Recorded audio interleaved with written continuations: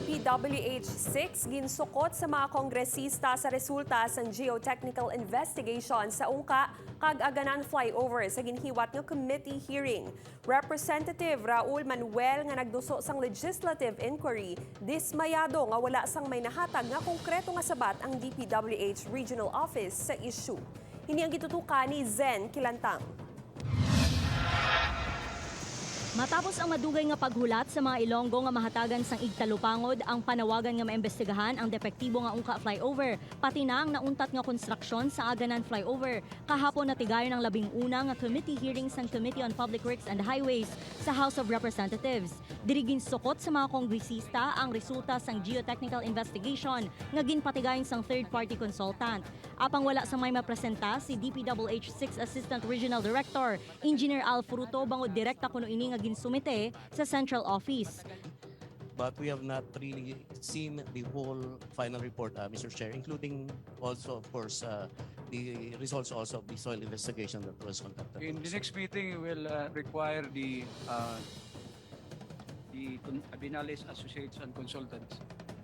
Diri kaging kwestiyon sang komitiba nga kun ang regional office ang nagkuha sang third party nga ayara ang pinal nga resulta sa central office.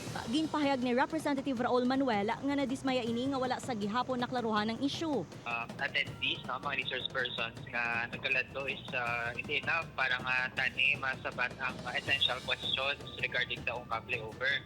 Example, ang DPWH, wala nagkanto ang regional director na nag-serve during the time na gina-construct pa lang ang ungka flyover. Also, wala man ang representatives ng third-party consultant na gin-hire to conduct investigation. Pati ang private contractor, wala man sang representative.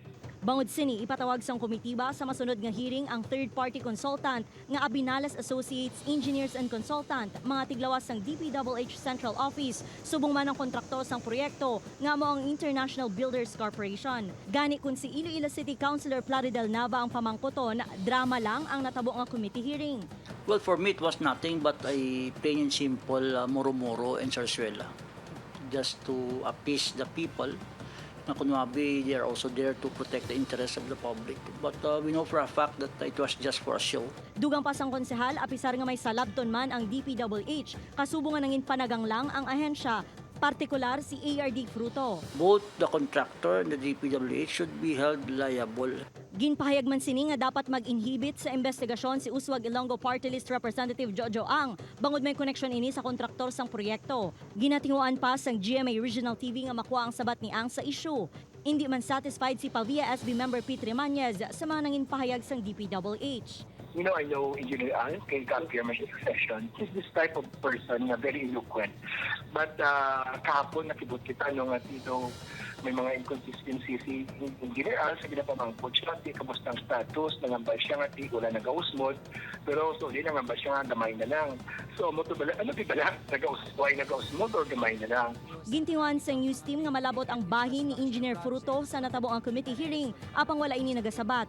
Wala pa sang schedule sa madason nga hearing apang una na ginpahayag ni Representative Manuel nga kuntani hiwaton ini sa Iloilo. Upod Kirumal Porquia, Zen Kilantang, One Western Visayas.